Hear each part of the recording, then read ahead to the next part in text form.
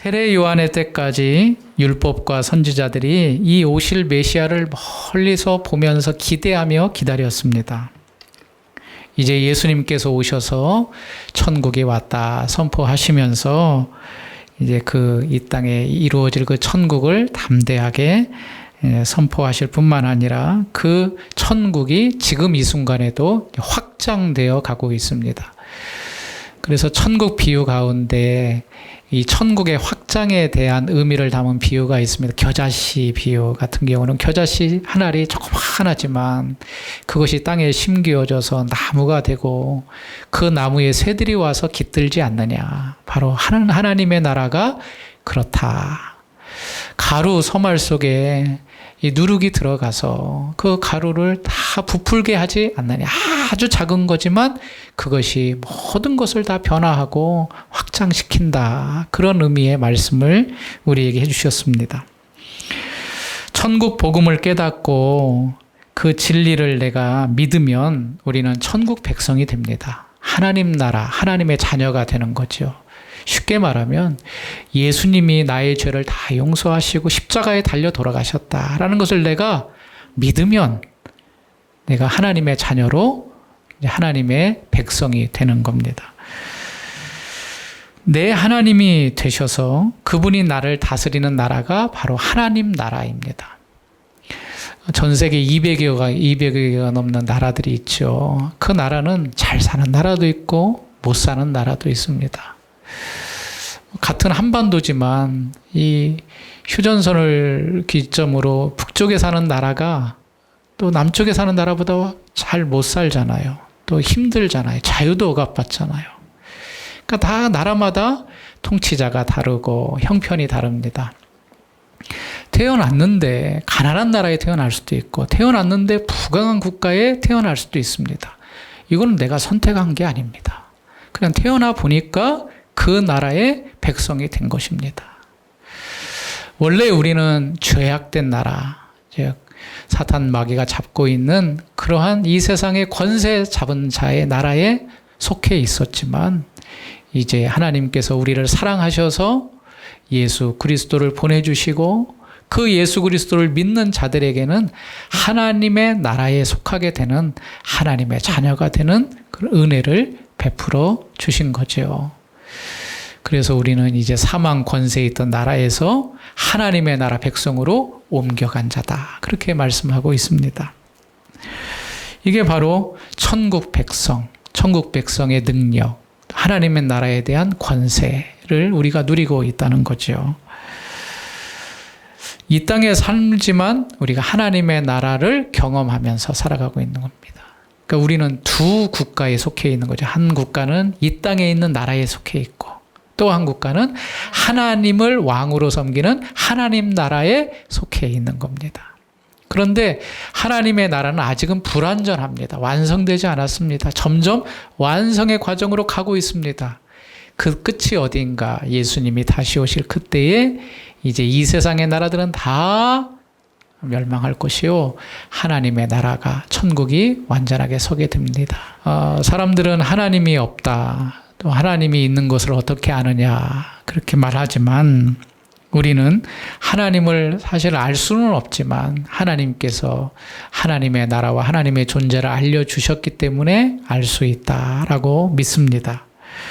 그 중요한 분이 한 분이 계신데 그분이 우리가 믿는 예수님입니다. 사실 예수님이 이 땅에 오셔서 천국을 선포하시고 천국을 가르쳐 주셨기 때문에 천국이 어떤 곳인가를 확연하게 우리가 알 수가 있는 겁니다. 예수님은 누구냐? 예수님은 단지 사람이 아니라 하나님의 아들이시다라고 성경은 증거하고 있습니다. 그래서 가이사랴 빌립보에서 베드로가 이런 고백을 하잖아요. 주는 그리스도시요 살아계신 하나님의 아들입니다. 사람들이 나를 자꾸 따라다니고 이 능력 행함을 믿고 좋아하는데 너는 나를 누구로 아느냐 그렇게 묻지 않습니까? 예수님이. 그때 베드로가 주는 그리스도시요 살아계신 하나님의 아들입니다. 하나님의 아들, 즉 하나님이십니다. 그 하나님이신 그분이 이 땅에 친히 육신의 몸을 입고 오셔서 하나님의 나라를 가르쳐 주셨고 선포하셨고 또 친히 자기가 십자가에 달려 돌아가심으로 죄인들이 갈 수 없는 그 천국으로 우리를 인도하시게 된 거지요.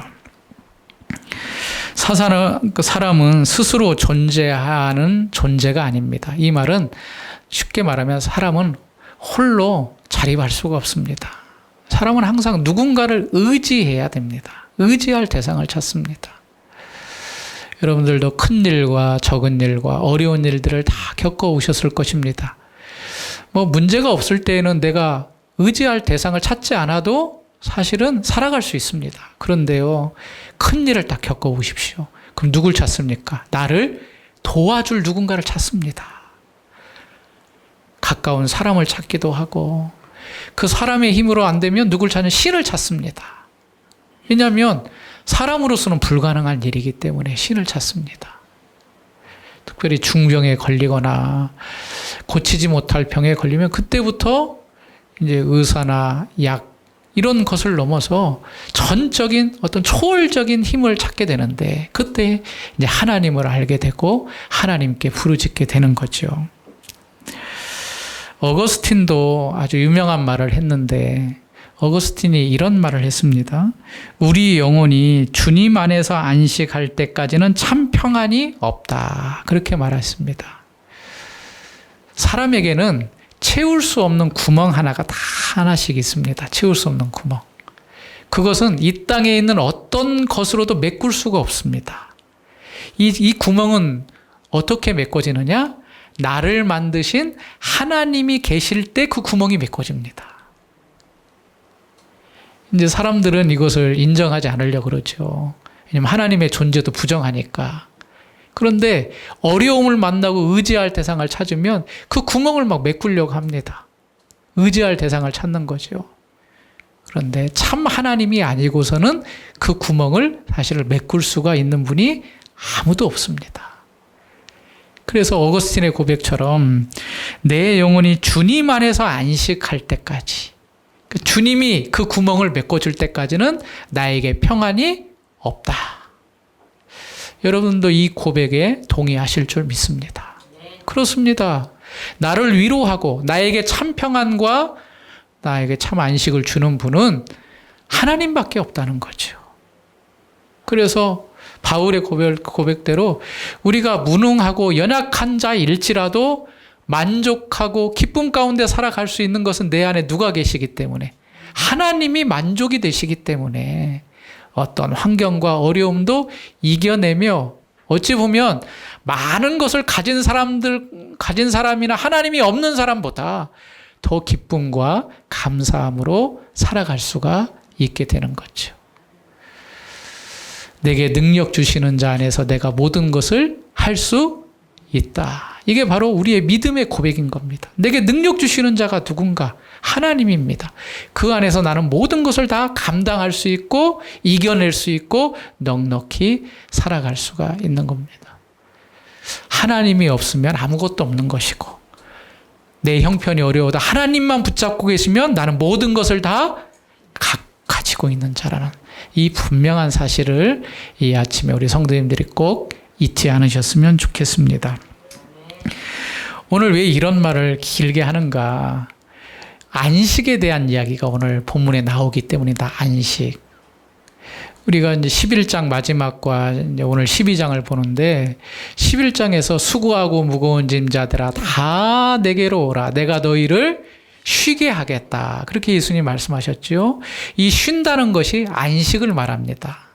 그런데 12장에 딱 와서 안식일에 있었던 한 사건을 이제 마태가 기록을 합니다. 안식일에 밀밭 사이로 지나가는데 예수님과 제자들이 이제 그 사이로 지나갑니다. 그런데 이 제자들이 너무 배가 고팠는지 지나가다가 이렇게 튀어나온 그 밀을 이렇게 따가지고 이제 허기를 채웠나 봅니다. 참 그것을 그냥 보고 놔두면 괜찮은데 그것을 본 이제 바리새인들이 예수님께 와서 이제 따지고 묻는 겁니다. 뭐라고 묻느냐면 오늘 2절에 그렇게 말하죠. 바리새인들이 보고 예수께 말하되 보시오 당신의 제자들이 안식일에 하지 못할 일을 하나이다. 이건 칭찬인가요? 책망인가요? 책망이에요.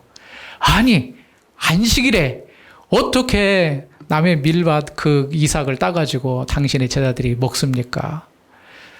예수님 당신 유대인 아닙니까? 왜 율법을 모릅니까? 만약에 그 행동을 했으면 먼저 선생된 자로서 그 제자들을 책망해야 되지 않겠습니까? 이건 이제 제가 좀 덧붙인 겁니다.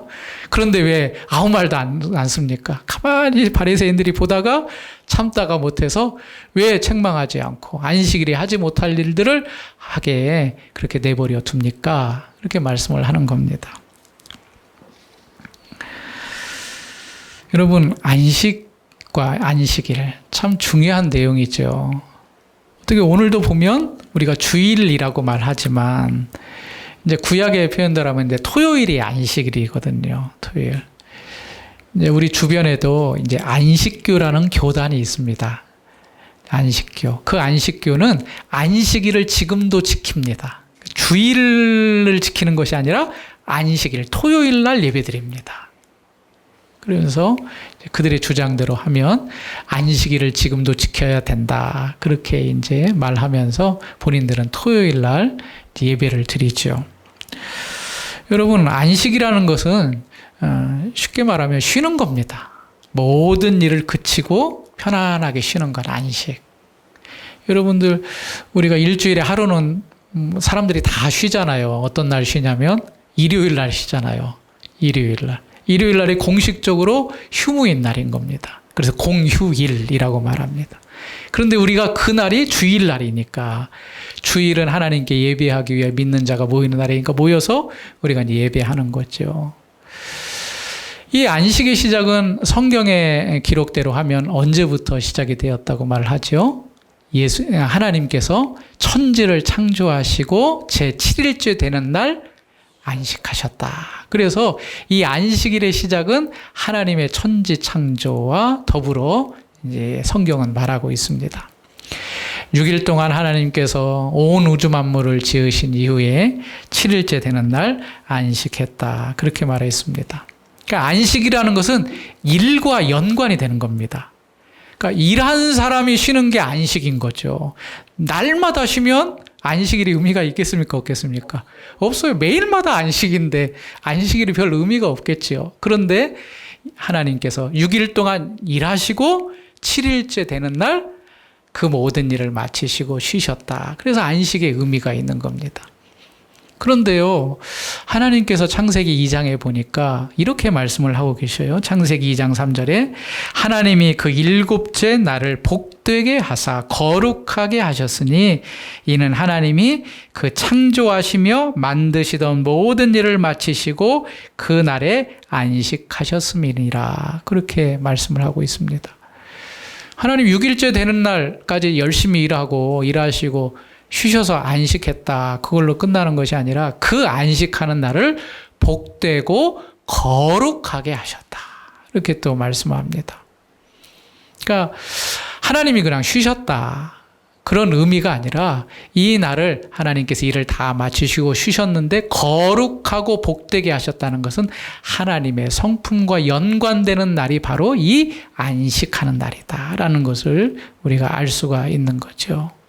거룩이라는 것은 하나님하고만 연결되는 단어거든요. 그러니까 우리가 안식을 할 때 하나님 안에서 안식을 해야 사실은 참된 안식이 있는 겁니다. 모든 피조물은 하나님을 빼놓고 안식할 수가 없습니다.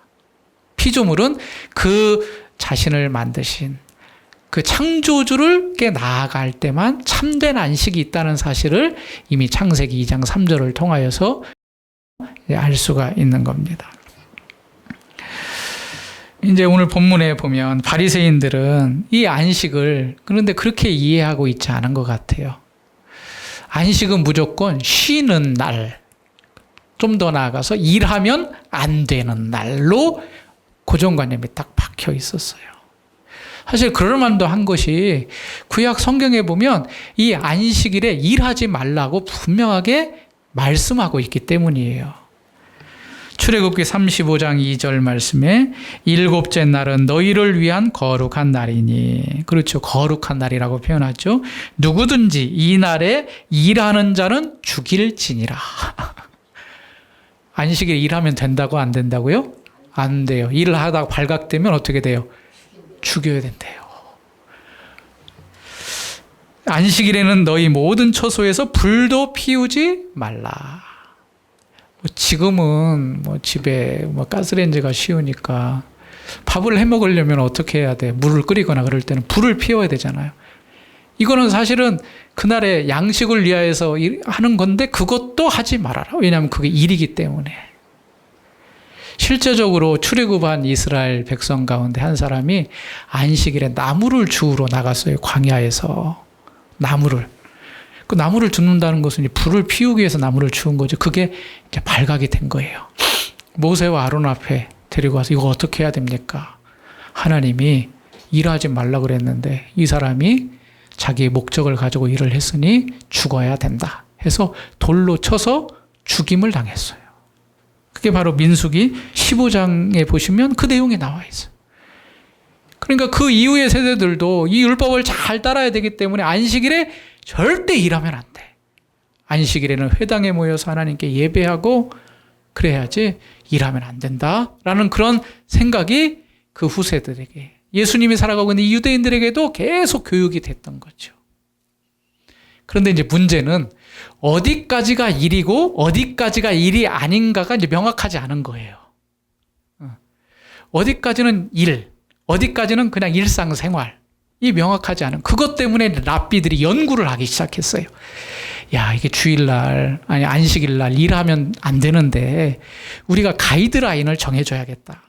어디까지는 괜찮고 어디 이상하면 되지 않는다. 그래서 수천 가지의 경우를 들어서 이거는 되고 이건 안 되고 막 연구를 하기 시작한 거예요. 예를 들어서 이런 겁니다. 물건을 이렇게 주고받을 때 담을 넘어가면 일이 되고 담을 넘기지 않으면 일이 안 된다. 야, 이런 것까지도 정한 거예요. 그 어린아이가 있어요, 집에. 엄마 아빠가 이제 손을 잡고 안식일에 걸어가는데 어린아이가 걸어가면 큰애들은 좀 오래 걸어도 튼튼하니까 괜찮은데 작은 아이들은 좀 걸어가면 어때요? 찡찡대잖아요. 엄마 힘들어. 그런데 그 아이가 힘들다고 내가 업고 가면 그건 안식일에 일이 되는 거예요. 어린아이가 힘들어도 걸어가게 해야 안식일을 범하지 않는 거예요. 이런 것까지 랍비들이 계산을 다 하는 거예요. 그래서 이건 되고 이건 안 되고. 그런데 생각해 보세요. 우리가 하루의 일상을 살아가면서 많은 일들이 벌어지잖아요. 안식일에도 그 일들이 그것들을 다 이건 아니고 이건 안 되고 하니까 얼마나 복잡하겠어요.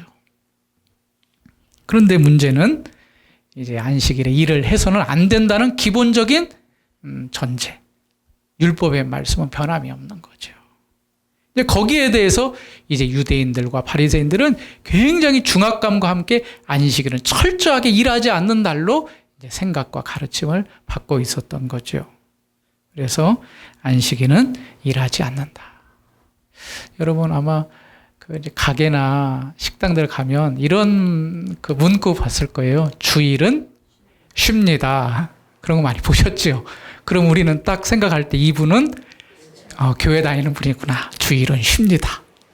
우리도 생각하잖아요. 주일날은 다른 일 안 하고, 물론 이 날이 공휴일이긴 하지만 절대 문도 열어놓으면 안 되고 장사해서도 안 되고 우리가 예배만 꼭 드려야 된다. 그런 생각을 하는 것처럼 이 바리새인들도 절대 일하면 안 된다.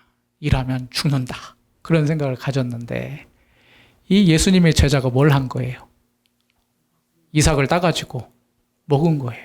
그런데 사실은 이게 엄밀히 말하면 좀 허용되는 부분이거든요. 그런데 이 당시에 랍비들은 어떻게 말하면 이삭을 까가지고 그냥 먹는 것이 아니라 그 껍질을 벗겨야 되잖아요. 벗기면 이게 이렇게 뭐 손으로 한다든가 뭐 이렇게 해가지고 벗겨는 그게 바로 일이 됐다는 거예요. 일, 타작하는 일. 그러니까 당신의 제자들이 지금 잘못한 겁니다. 일하지 말라 그랬는데 왜 일을 했습니까? 라고 이 바리새인들이 아주 화가 나가지고 예수님께 따지고 묻는 거죠.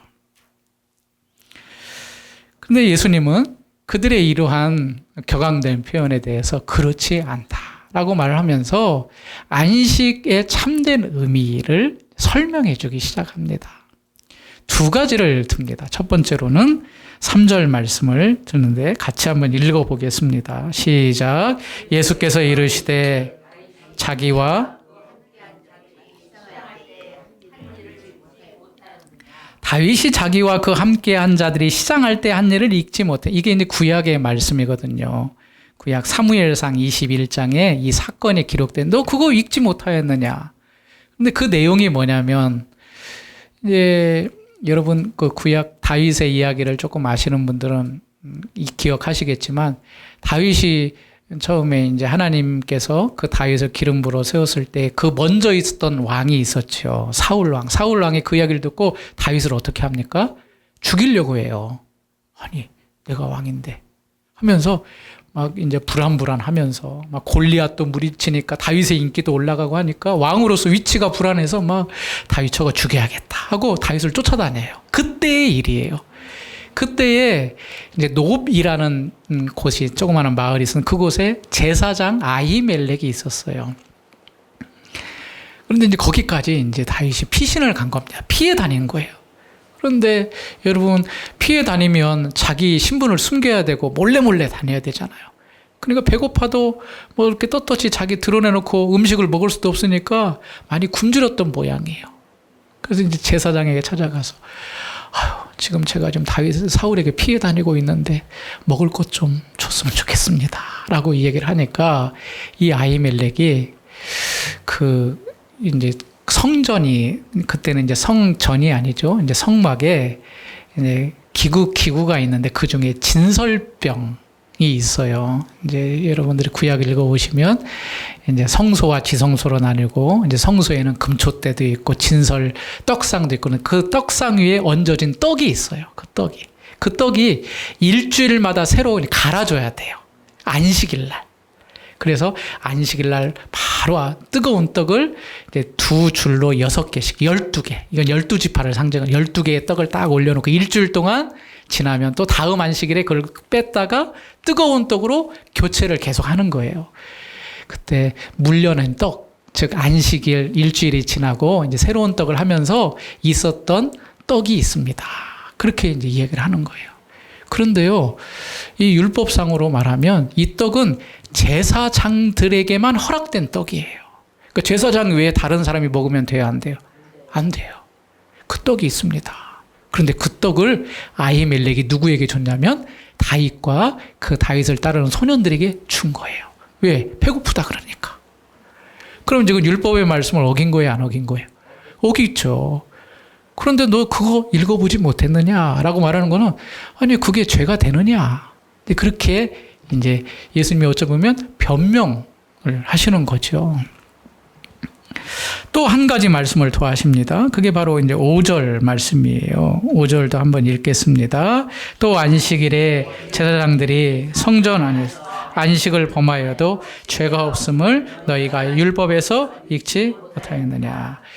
하나님께서는 이스라엘 백성에게 이제 제사를 드리도록 명령을 했지요. 그래서 자기가 죄 지으면 이제 소나 양이나 염소를 끌고 와가지고 이제 손을 얹어서 그 양과 염소를 죽임으로 이제 자기가 죽어야 되는 피해 값을 대신 동물이 지게 했는데 이제 하나님께서 이스라엘 백성에게 각 백성이 아니더라도 매일마다 번제를 드리라고 했어요. 매일마다.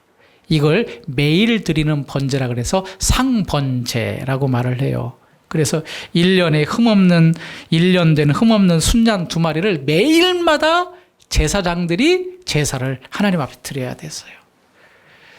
쉽게 말하면 이제 매일 새벽 예배를 드린 거예요. 빠지지 않고 365일. 그런데요, 안식일에는 거기에 플러스 1이에요. 1 플러스 1이에요. 상번제를 드리는 건 똑같이 드리고 또 안식일이 되면 똑같이 1년 된 흠없는 순양 2마리를 잡아서 또 드렸어요.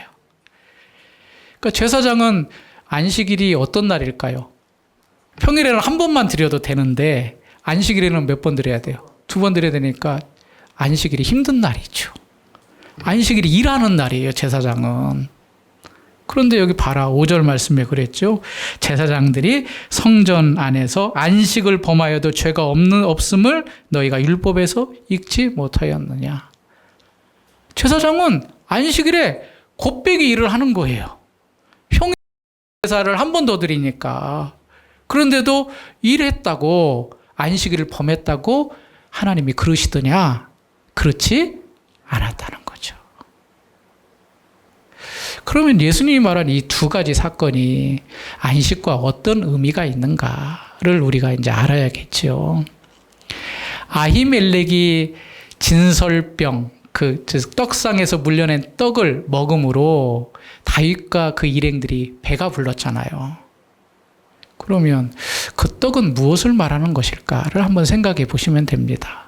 그 떡은 단순히 우리의 육신을 만족하기 위한 떡이 아니라 그 성막에서 나온 떡, 그것은 곧 예수 그리스도를 이야기하는 거거든요. 즉, 비록 육신의 그런 배고픔은 떡으로 인하여서 만족을 얻었지만 우리의 영적인 안식은 누구로 인하여 가능하다? 예수 그리스도의 떡으로만 참된 안식을 얻을 수 있다라는 것을 예수님께서 이렇게 구약의 사건을 통하여서 말씀해 주신 거예요. 또 제사장이 안식일에는 2배의 일을 하는데 죄 없다 하지 않느냐. 그런데 여러분, 제사장이 어떤 일을 하냐면요, 하나님과 하나님의 백성 사이를 연결해 주는 일을 하는 사람이 제사장이에요. 그럼 제사장이 없으면 그 일반 백성이 하나님께로 갈 수 있나요? 있을까요? 없을까요? 없어요. 반드시 일반 백성은 하나님께 가기 위해서 제사를 드려야 되는데 제사장의 수고와 노력을 통하여만이 하나님께로 나아갈 수가 있는 거예요. 그럼 우리에게 큰 제사장이 계신데 그분이 누구냐? 구약에 있었던 아론의 후손들이 아니라, 레위 지파가 아니라 바로 우리를 위해서 이 땅에 오신 예수 그리스도가 우리의 대제사장이 되신다. 예수님을 만미하지 않고는 누구께로 갈 수 없다? 그게 바로 그 말씀인 거예요. 나로 말미암지 않고는 너희 아버지께로 갈 수 없다는 요한복음 14장의 말씀이 바로 대제사장 되시고 중보자 되시는 예수 그리스도를 우리에게 가르치고 있는 거죠. 예수님은 2가지 이야기를 했지만 한 가지로 공통된 게 이거예요. 내가 없이는 너희에게 안식과 참 안식을 줄 수가 없다라는 말씀이죠. 그러니까 지금 예수님은 바리새인들이 좀 따지고 묻는 안식일에 왜 일을 했어 안 했어, 그 문제가 중요한 게 아니에요. 안식일에 중요한 것은 일을 했냐 안 했냐가 중요한 것이 아니라 참 안식의 주인이 누구신가를 우리에게 지금 가르쳐 주시는 거죠. 그럼 이제 이 말씀이 지금 이 시대를 살아가는 우리에게 어떤 의미가 있는가를 이제 깨달아야 될 줄로 믿습니다. 여러분, 우리가 주일날 모였어요. 아까도 말씀드렸지만 주일은 쉽니다. 그런 분들이 많아요. 저도 어렸을 때부터 신앙생활을 하고 교회를 다녔기 때문에 많이 드렸던 것이 주일에 일하면 안 된다. 주일에 학교 가면 안 된다. 주일에 선생님이 오라 그래도 가면 안 된다. 그런 이야기들을 너무나도 많이 들었어요. 실제적으로 또 그렇게 살았어요. 그런데요, 이 안식일과 주일의 개념은 사실 좀 분리해서 봐야 됩니다. 사실 안식일에 쉬어야 된다, 그런 것도 의미가 있지만 안식의 중요한 개념은 내가 누구 안에 있느냐가 중요한 것입니다. 안식. 쉬냐 안 쉬냐도 사실은 우리가 필요하지만 왜 쉬지 말라고 하시는가? 아니, 일하지 말라고 하시는가? 우리가 참 안식이 어디 있는가를 집중하기 위해서 하나님께서 너희 모든 일을 그만둬. 그날은 쉬고 누구에게 집중해? 하나님께만 집중해. 왜냐하면 하나님이 너희의 참 안식이기 때문에 그래. 그래서 이 땅의 일들을 다 손 놓고 쉬게 하시는 겁니다. 우리가 사실은 여러 일들도 하고 있었지만 아침에 일했다가 이것도 했다가 분주하잖아요. 분주하면 하나에 집중을 못 하잖아요. 그런데 6일 동안은 이 세상의 일들을 다 열심히 하지만 7째 되는 날, 이 날은 이 세상의 일들, 분주한 것을 다 내려놓고 나의 참 안식 되시고 걸어가신 하나님께 집중하라는 겁니다. 그런데 우리는 너무나도 너 주일날 일했어 안 했어? 그걸로만 우리의 신앙을 따진다는 것이 어찌 보면 잘못된 거죠. 그래서 우리는 성수주일이라는 표현을 많은데, 성수주일이라는 것은 물론 그날 쉬는 것도 중요하지만 내 안식이 하나님께 있습니다 라고 하나님께 집중하는 그날, 그 마음이 더 중요하다는 것을 우리에게 가르치고 있는 겁니다. 그래서 여러분 이런 표현 들었을 거예요. 주일은 쉽니다와 함께 그 회사가 그런 문구를 하였잖아요. 그 신원 에베네셀인가요? 그런 회사였잖아요. 주일은 쉽니다. 그 광고를 넣었거든요. 그런데 그 광고를 한참 쓰다가 그 다음에는 이런 멘트로 했어요. 주일은 주님과 함께. 단순히 쉰다 안 쉰다가 문제가 아니라 주일은 누구와 함께? 주님과 함께 보내야 되는 날이다. 여러분 어떻습니까? 우리가 주일날 주님이 부활하신 이 날을 기념하여 우리가 모여 예배드리는데 단순히 와가지고 예배 시간 참석하고 교제하고 가는 것이 아니라 이 시간에 와서 예배를 통하여서 누구를 만나야 됩니까? 참 안식이 되시는 하나님을 만나야 되고, 하나님을 만나기 위해서는 바로 그 통로인 예수 그리스도를 또 나의 마음 가운데 영접하고 그 예수님의 위로와 기쁨, 행하신 일들을 내 마음 가운데 다시 한번 확인하면서 그 예수의 이름을 높이는 것, 그것이 주일 이 시간에 우리가 해야 될 자세라는 거죠. 그래서 예수님은 이 바리새인들에게 뭐라고 말하고 있냐면 6절에 이렇게 말씀을 하고 있습니다. 같이 읽어볼까요? 6절 시작. 이르노니 성전보다 더 큰 이가 여기 있느니라. 어찌 보면 뜬금없는 말씀이에요. 왜 갑자기 안식 얘기하다가 성전보다 더 큰 이가 나오는가? 성전은 누가 계시는 곳입니까? 하나님 계시는 곳. 그 성전보다 더 큰 이라면 누구를 말할까요? 하나님이라는 이야기예요. 나는 하나님이다. 그렇게 말씀하시면서 8절 마지막도 읽어보겠습니다. 시작. 인자는 주인이라 하시니라. 안식일의 주인. 하나님. 여러분 안식일을 만드신 분이 누굽니까? 하나님이시죠. 예수님이 하나님이라는 얘기예요. 그리고 또 참된 안식의 주인도 누굽니까? 하나님이십니다. 예수님이십니다. 나는 안식일의 주인이고 안식의 주인이다. 누구라도 내 앞으로 나와서 나에게로 나오면 참 쉼과 참 안식을 얻을 수 있다라는 말씀. 이 안식일의 근간, 안식일의 근본 본질을 이 바리새인들에게 아주 정확하게 말씀을 해주고 있는 것입니다. 오늘도 우리 주일 예배를 한번 돌아보시길 바랍니다. 여러분 주일 예배를 나오면서 어떤 기대와 마음을 가지고 나왔습니까? 내가 오늘 예배를 통하여서 나의 참 안식을 주신 하나님을 만나야겠다. 하나님의 위로를 얻어야겠다. 그런 마음으로 나오셨다면 너무나도 잘하신 겁니다. 안 나가면 또 목사님 전화하고 또 누구 전화하고 힘드니까 피곤해도 나가야지. 그런 마음으로 오셨다면 오늘 이 시간에 마음을 바꿔셔야 됩니다. 나의 참 안식은 누구에게만 있다? 하나님께만 있다. 하나님께로 나아가는 것은 이 땅에 오신 예수 그리스도를 통하여서만 가능하다. 나의 안식이 주인이시오. 내 생명의 주인이신 그분께 나아가요. 참 안식을 얻을 때 우리에게 진정한 평안과 기쁨이 있다는 것을 우리가 믿기 때문에 이 시간에 나오는 것입니다.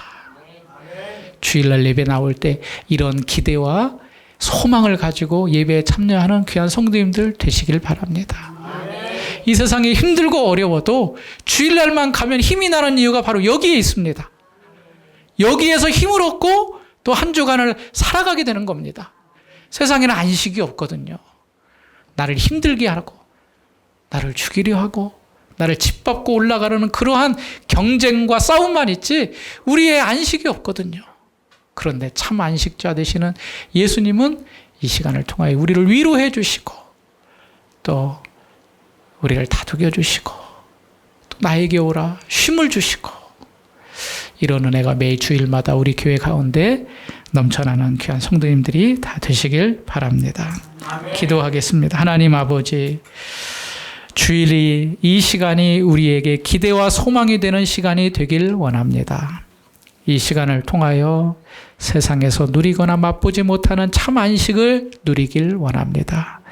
우리 귀한 성도들, 이 자리에 모여 예배하는 때마다 하늘의 신령한 기쁨과 위로를 얻는 성도들 되게 해 주시고, 예수님께 나아갈 때 안식을 주시며 기쁨을 주시겠다는 약속을 누리며 승리하며 살아가는 성도들 되게 해 주옵소서. 예수님 이름으로 기도하옵나이다. 아멘.